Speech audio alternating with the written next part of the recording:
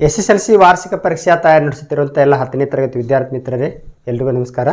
SSLC ವಾರ್ಷಿಕ ಪರೀಕ್ಷೆಯಲ್ಲಿ 50% ಅಂಕ ಗಳಿಸೋದು ಭಾಳ ಸುಲಭ ಅಂತ ಹೇಳಿದ್ವಿ. ಅದಕ್ಕೆ 14 ಹೆಜ್ಜೆಗಳನ್ನು ನಾವು ದಾಟಿದ್ರೆ ನಾವು ಆ ಗುರಿಯನ್ನು ತಲುಪೋದು ಅಂತ ಕೂಡ ಹೇಳಿದ್ವಿ. ಈಗಾಗಲೇ 2 ಹೆಜ್ಜೆ ಏನೇನನ್ನು ಡಿಸ್ಕಸ್ ಮಾಡಿದ್ದೀವಿ. ಈ ಒಂದು ವಿಡಿಯೋದಲ್ಲಿ SSLC ವಾರ್ಷಿಕ ಪರೀಕ್ಷೆಯಲ್ಲಿ 50% ಅಂಕ ಗಳಿಸಬೇಕಾದ್ರೆ 3ನೇ ಹೆಜ್ಜೆ ಯಾವುದು?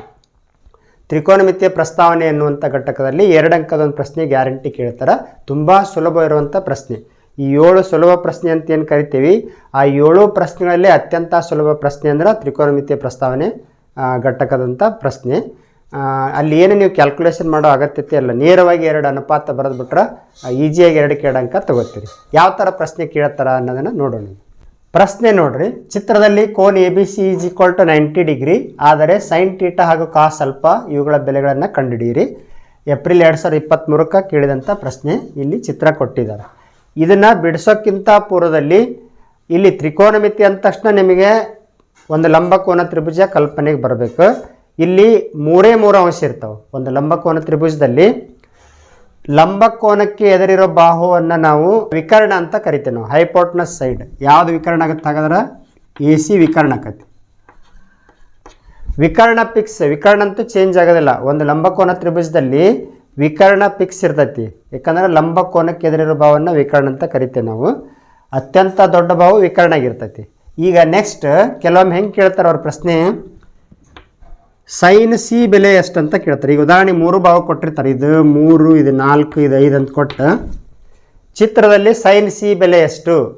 ಅವಾಗ ನೀವು ಸೈನ್ C = ಎಲ್ಲಿ ನೀವು ತಗೋತಿರಲ್ಲ ಅದು ಡಿಪೆಂಡ್ ಆಗ್ತೈತಿ. ಅದರ ಆಧಾರ ಮೇಲೆ ಅಭಿಮುಖ ಬಾಹು, ಪಾರ್ಶ್ವಬಾಹು. ಇನ್ನೆರಡು ಬಾಹು ಯಾವುದು? ಅಭಿಮುಖ ಬಾಹು, ಪಾರ್ಶ್ವಬಾಹು. ಇನ್ನು C ಹತ್ರ ನಿಂತ್ಕೊಂಡಾಗ Cಗೆ ಈ C ಕೋನಕ್ಕೆ ಅಭಿಮುಖ ಬಾಹು ಯಾವುದಕ್ಕತಿ? AB ಆಕತಿ. ಅಭಿಮುಖ ಬಾಹು AB ಆಗ್ತೈತಿ. ಪಾರ್ಶ್ವಬಾಹು ಯಾವುದು? ಅಭಿಮುಖ ಬಾಹುವನ್ನು ಹೊರತುಪಡಿಸಿ ಉಳಿದಿದ್ದು ಒಂದೇ ಬಾಹು, ಅದ ಪಾರ್ಶ್ವಬಾಹು ಆಗಿರ್ತೈತಿ. ಯಾಕಂದ್ರೆ ಒಂದಂತೂ ವಿಕರ್ಣ ಫಿಕ್ಸ್ ಇರ್ತೈತಿ. ಅಭಿಮುಖ ಬಾಹು ಎದರ ಮೇಲೆ ಡಿಪೆಂಡ್ ಅದ? ನೀವು ಎಲ್ಲಿ ನಿಲ್ತೀರಿ ಅದರ ಮೇಲೆ ಡಿಪೆಂಡ್. ನಾನು C ಹತ್ರ ನಿಂತ್ಕೊಂಡ್ರೆ ಅಭಿಮುಖ ಬಾಹು AB ಆಕತಿ. ಸಪೋಸ್ ನಾನು A ಹತ್ರ ನಿಂತ್ಕೊಂಡ್ರೆ ಅಭಿಮುಖ ಬಾಹು BC ಆಕತಿ. ಈಗ ನಾವು ಸೈನ್ C ಅನುಪಾತ ಬರೆಯೋದಾದ್ರೆ ಇಲ್ಲಿ ನಿಂತ್ಕೊಂಡ್ರೆ ಅಭಿಮುಖ ಬಾಹು ಗೊತ್ತಾಯ್ತು, ಇದು ಪಾರ್ಶ್ವಬಾಹು. ಇದು ಸೈನ್ C ಬೆಲೆ ಏನು? ಅವಿ. ಅಭಿಮುಖ ಬಾಹು ವಿಕರ್ಣ. ಅವಿ ಸೈನ್ ಅನುಪಾತ ಅಂದ್ರೆ ಅವಿ, ಅಭಿಮುಖ ಬಾಹು ವಿಕರ್ಣ. ಕಾಸ್ ಅನುಪಾತ ಅಂದ್ರೆ ಪಾವಿ, ಪಾರ್ಶ್ವಬಾಹು ವಿಕರ್ಣ. ಟ್ಯಾನ್ ಅಂದ್ರೆ ಅಭಿಮುಖ ಬಾಹು ಪಾರ್ಶ್ವಬಾಹು. ಇವು 3 ನೆನಪಿಟ್ಕೊಂಡ್ರೆ ಇನ್ನು 3 ಅನುಪಾತ ಸುಲಭವಾಗಿ ಬರೀಬೋದು. ಸೈನ್ C ಅನುಪಾತ ಅವಿ, ಅಭಿಮುಖ ಬಾಹು ವಿಕರ್ಣ ಅಂದ್ರೆ AB AC. AB ಅಂದ್ರೆ 4 ಐತಿ, AC ಅಂದ್ರೆ 5. ಕೆಲವೊಮ್ಮೆ ಹೆಂಗೆ ಕೇಳ್ತಾರೆ, ಸೈನಿ ಅನುಪಾತ ಬರೀರಿ ಅಂತ ಹೇಳಿದ್ರೆ A ಹತ್ರ ನಿಂತ್ಕೊಂಡಾಗ ಅಭಿಮುಖ ಬಾಹು BC ಆಕತಿ. ಅವಾಗ ಅಭಿಮುಖ ಬಾಹು BC ಆಕತಿ ಅಂದ್ರೆ ಅಭಿಮುಖ ಬಾಹು ವಿಕರ್ಣ BC AC ಅಂದ್ರೆ 3/5 ಈ ಥರ ಬರುತ್ತೆ. ಅದರ ಅಭಿಮುಖ ಬಾಹು ಮಾತ್ರ ಚೇಂಜ್ ಆಗ್ತೈತಿ, ವಿಕರ್ಣ ಫಿಕ್ಸ್ ಇರ್ತೈತಿ. ನೀವು ಎಲ್ಲಿ ನಿಂತ್ಕೋತೀರಿ ಅದಕ್ಕೆ ಎದುರಿರೋ ಬಾಹುನ ಅಭಿಮುಖ ಬಾಹು ಆಗಿರ್ತೈತಿ, ಉಳಿದಿದ್ದು ಒಂದು ಬಾಹು ಪಾರ್ಶ್ವಬಾಹು ಆಗಿರ್ತೈತಿ. ಎಷ್ಟು ಸುಲಭವಾಗಿ ಬಿಡಿಸ್ಬೋದು ನೋಡ್ರಿ ಈ ಸಮಸ್ಯೆನ. ಇಲ್ಲಿ ABC ಒಂದು ಲಂಬಕೋನ ತ್ರಿಭುಜ ಕೊಟ್ಟರೆ ಪ್ರತಿಯೊಂದು ಬಾವಿನ ಅಳತಿ ಕೊಟ್ಟಾರ. ಕೇಳಿರೋದೇನವರು ಸೈನ್ ಥೀಟಾ ಮತ್ತು ಕಾಸ್ ಆಲ್ಫಾ ಬೆಲೆ ಕೇಳ್ಯಾರ. ಸೈನ್ ಥೀಟಾ ಅಂದ್ರೆ ಫಸ್ಟ್ ನೀವು ಥೀಟಾ ಹತ್ರ ನಿಂತ್ಕೋಬೇಕು. ಇದು ವಿಕರ್ಣ ಅಂತೂ ಫಿಕ್ಸ್ ಇರ್ತೈತಿ. ಇದು ಯಾಕಂದ್ರೆ ಲಂಬಕೋನ ತ್ರಿಭುಜದಲ್ಲಿ ಲಂಬಕೋನಕ್ಕೆ ಅಭಿಮುಖ ಬಾಹುನ ವಿಕರ್ಣ ಅಂತ ಕರಿತೇವೆ ನಾವು. ಇಲ್ಲಿ ಥೀಟಾ ಹತ್ರ ನಿಂತ್ಕೊಂಡಾಗ ಅಭಿಮುಖ ಬಾಹು ಯಾವುದಕ್ಕತಿ? AB ಆಕತಿ. ಪಾರ್ಶ್ವಬಾಹು BC ಆಕತಿ. ನೀವು ಇವನ್ನ ನೆನಪಿಟ್ಕೊಂಡ್ಬಿಡ್ಬೇಕು. ಸೈನ್ ಥೀಟಾ ಅಂದ್ರೆ ಅವಿ, ಕಾಸ್ ಥೀಟಾ ಅಂದ್ರೆ ಪಾವಿ, ಅವಿ ಪಾವಿ. ಟ್ಯಾನ್ ಥೀಟಾ ಅಂದ್ರೆ ಅವಿ ಅಂದ್ರೆ ಏನು? ಅಭಿಮುಖ ಬಾಹು ವಿಕರ್ಣ. ಪಾವಿ ಅಂದ್ರೆ ಪಾರ್ಶ್ವಬಾಹು ವಿಕರ್ಣ. ಟ್ಯಾನ್ ಥೀಟಾ ಅಂದ್ರೆ ಅಭಿಮುಖ ಬಾಹು ಪಾರ್ಶ್ವಬಾಹು. ಇವು 3 ಗೊತ್ತಿದ್ಬಿಟ್ರೆ ನೀವು ಕ್ವಶಕ್ ಕೇಳಿದ್ರೆ ಸೈನ್ದು ವಿರುದ್ಧ, ಇದು ಮೇಲೆ ಇದು ಕೆಳಗೆ. ಸಪೋಸ್ ಒಂದು ಕ್ವಶಕ್ ಅದೊಂದು ಬರುತ್ತೆ, ತೋರಿಸ್ತೀನಿ ನೋಡೋಣ.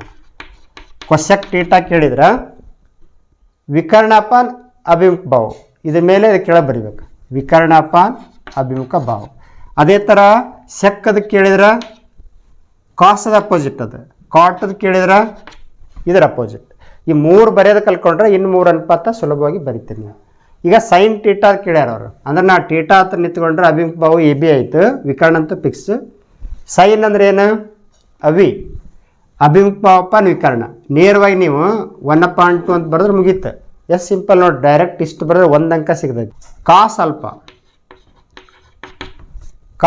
ಅಂದ್ರೆ ಆಲ್ಫಾ ಹತ್ರ ನಿಂತ್ಕೋಬೇಕು ನೋಡಿ. ಇಲ್ಲಿ ಮತ್ತೆ ಚೇಂಜ್ ಆಗುತ್ತೆ ನೋಡ್ರಿ, ಇಲ್ಲಿ ಆಲ್ಫಾ ಹತ್ರ ನಿಂತ್ಕೋಬೇಕು.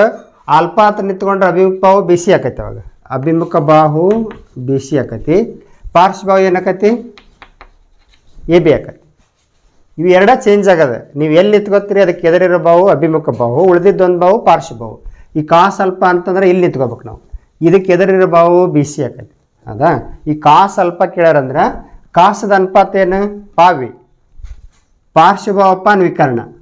ಪಾರ್ಶ್ವಭಾವಪಾನ್ ವಿಕರ್ಣ ಅಂದ್ರೆ ಇದು ಕೂಡ 1/2 ಬರ್ತೈತಿ ನೋಡಿ. ಎಷ್ಟು ಸಿಂಪಲ್ ಐತಿ. ಎರಡು ಸ್ಟೇಟ್ಮೆಂಟ್ ಎಷ್ಟು ಸಿಂಪಲ್, ಎರಡು ಸಮೀಕರಣ ಬರೆದು ಬಿಟ್ರೆ ನಿಮ್ಗೆ 2ಕ್ಕೆ 2 ಅಂಕ ಸಿಗ್ತಾವೆ. ಅದಕ್ಕೆ ತ್ರಿಕೋನಮಿತಿ ಪ್ರಸ್ತಾವನೆ ಘಟಕದಲ್ಲಿ 2ಕ್ಕೆ 2 ಅಂಕ ಗಳಿಸೋದು ಭಾಳ ಸುಲಭ. ಇಲ್ಲಿ ಏನು ಕ್ಯಾಲ್ಕುಲೇಷನ್ ಇಲ್ಲ. 3 ಬಾವಿನ ಅಳತಿ ಅವರ ಕೊಟ್ಟಿರ್ತಾರೆ, ನೀವು ಜಸ್ಟ್ ರೇಷಿಯೋ ಅಷ್ಟೇ ಬರೆಯೋದು. ಇವನ್ನ ನೆನಪಿಟ್ಕೋಬೇಕಷ್ಟ. ಸೈನ್ ಅಂದ್ರೆ ಅಭಿಮುಖ ಬಾಹುಪಾನ್ ವಿಕರ್ಣ, ಕಾಸ್ ಅಂದ್ರೆ ಪಾವಿ ಪಾರ್ಶ್ವಭಾವಪಾನ್ ವಿಕರ್ಣ. ಅಂದರೆ ಯಾವ್ದು ಪಾರ್ಶ್ವಭಾವ ಯಾವುದು ಅಭಿಮುಖ ಭಾವ ಅನ್ನೋದು ಎಲ್ಲಿ ನಿಲ್ತು ಅನ್ನೋದ್ರ ಮೇಲೆ ಡಿಪೆಂಡ್ ಆಕೈತಿ. ವಿಕರ್ಣ ಅಂತೂ ಫಿಕ್ಸ್ ಇರ್ತೈತಿ. ಈ 3 ಅನುಪಾತ ನೆನಪಿಟ್ಕೊಂಡು ಯಾವ ಅನುಪಾತ ಕೇಳ್ತಾರೆ ಅದನ್ನು ಸುಲಭವಾಗಿ ಬರಿಬೋದು.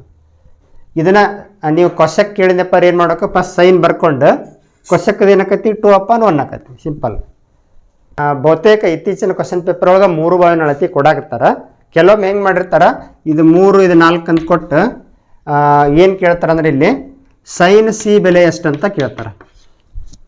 ಸೈನ್ ಸಿ ಬೆಲೆ. ಆವಾಗ ನೀವು ವಿಕರ್ಣದ ಅಳತಿ ಕಂಡು ಹಿಡ್ಕೊಳ್ಳೇಬೇಕು.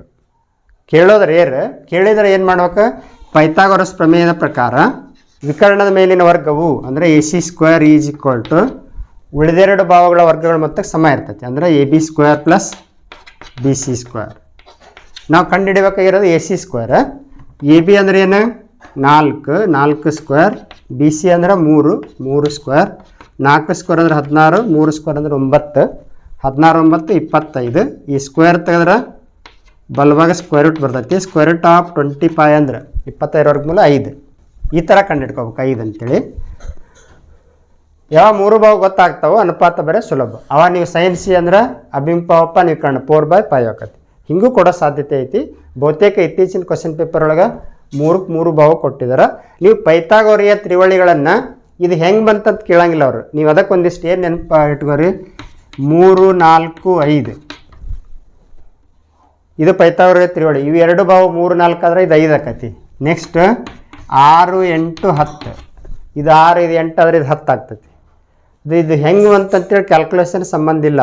ಮಾಡಿದ್ರೆ ನಡೀತೈತಿ, ಮಾಡದೇ ಇದ್ರೆ ತೊಂದರೆ ಇಲ್ಲ. ಅದಕ್ಕೆ ಇವು ತ್ರಿವಳಿಗಳು ಗೊತ್ತಿದ್ಬಿಟ್ರೆ ಭಾಳ ಸುಲಭ. Next 5 12 13, next 7 24 25. ಈ ಥರ ಒಂದಿಷ್ಟು ಪೈಥಾಗೋರಿಯ ತ್ರಿವಳಿ ಗೊತ್ತಿದ್ಬಿಟ್ರೆ ನೀವು 3ನೇ ಭಾವವನ್ನು ಕಂಡುಹಿಡಿಯೋದು ಭಾಳ ಸುಲಭ. ಹಾಗಾಗಿ ಈ ಥರ ಕೊಟ್ಟಿರ್ತಾರೆ. ನೀವೇನು ಮಾಡ್ಬೇಕು, ಸೈನ್ ಅಲ್ಪ ಕೇಳಿದ್ರೆ ಅಲ್ಪಾ ಹತ್ರ ನಿಂತ್ಕೊಂಡು ಅಭಿಮುಖ ಭಾವ ಯಾವುದು ಪಾರ್ಶ್ವಭಾವ ಯಾವುದು ಗೊತ್ತು ಮಾಡಿಕೊಂಡು ಸುಲಭವಾಗಿ ಇದರ ಆಧಾರದ ಮೇಲೆ ನೇರವಾಗಿ 2ಕ್ಕೆ 2 ಅನುಪಾತ ಬರೆದು ಬಿಟ್ರೆ 2 ಅಂಕ ಸುಲಭವಾಗಿ ಸಿಗ್ತಾವೆ ನಿಮಗೆ. ಇಲ್ಲಿ ಒಂದಿಷ್ಟು ಸಮಸ್ಯೆಗಳಿದಾವೆ. ಇವು 4 ಸಮಸ್ಯೆಯನ್ನು ಬಿಡಿಸೋದಕ್ಕೆ ಟ್ರೈ ಮಾಡಿರಿ. ಭಾಳ ಸಿಂಪಲ್ ಇದಾವೆ. ಮತ್ತೇನಾರು ಡೌಟ್ ಇದ್ರೆ ಕೇಳ್ರಿ, ನಿಮ್ಮ ಡೌಟನ್ನು ಕ್ಲಿಯರ್ ಮಾಡುವಂಥ ಪ್ರಯತ್ನ ಮಾಡ್ತಾರೆ. ಇವತ್ತಿನ ಟಾಸ್ಕ್ ಏನಂದ್ರೆ ತ್ರಿಕೋನಮಿತಿ ಪ್ರಸ್ತಾವನೆ ಇದೆಯಂತ ಸಮಸ್ಯೆನ ಚೆನ್ನಾಗಿ ಅರ್ಥ ಮಾಡಿಕೊಂಡು ಪೈಥಾಗೋರಿಯ ತ್ರಿವಳಿಗಳನ್ನ ಬರೆದು ತ್ರಿಕೋನಮಿತಿ ಅನುಪಾತ ಒಂದು 6 ಇವು ಏನು 6 ಅನುಪಾತ ಅದಲ್ಲ, ಸೈನ್ ಟೀಟಾ ಅಭಿಮುಖ ಬಾಹುಪಾನ್ ವಿಕರ್ಣ, ಕಾಸ್ ಟೀಟಾ ಪಾರ್ಶ್ವಭಾವಪಾನ್ ವಿಕರ್ಣ, ಈ ಥರ 6 ಅನುಪಾತ ಬರೆದು ಪ್ರಾಕ್ಟೀಸ್ ಮಾಡಿರಿ. ಯಾಕಂದ್ರೆ ಅವು ನೆನಪಿದ್ರೆ ನೀವು ಈ ಅನುಪಾತ ಬರಿತೀರಿ. ನೆನಪಿಡೋ ಸುಲಭ ವಿಧಾನ ಹೇಳಿದೀವಿ, ಅವಿ ಪಾವಿ ಅಪ. ಇದು ನೆನಪಿಟ್ಕೊಂಡ್ಬಿಟ್ರೆ ಇದು 3 ಮ್ಯಾಗ ಇನ್ನು 3 ಅನುಪಾತ ಬರಿಬೋದು. ಈ ಸಮಸ್ಯೆ ಅರ್ಥ ಮಾಡಿಕೊಂಡು ಈ 4 ಸಮಸ್ಯೆ ಬಿಡಿಸ್ರಿ ಅಂತ ಹೇಳ್ತಾ ಮುಂದಿನ ವಿಡಿಯೋದಲ್ಲಿ ಮತ್ತೊಂದು ಹೆಜ್ಜೆ, ಮುಂದಿನ ಹೆಜ್ಜೆ ಯಾವುದು, ಏನೆಲ್ಲ ಮಾಡಿದ್ರೆ 2ಕ್ಕೆ 2 ಅಂಕ ಬೀಳುತ್ತೋ ಅನ್ನೋದನ್ನು ಚರ್ಚೆ ಮಾಡೋಣ. ಇಲ್ಲಿಗೆ ಈ ವಿಡಿಯೋ ಪಾಠ ಮುಗಿಸ್ತಾ ಇದ್ದೀವಿ. ಧನ್ಯವಾದಗಳು.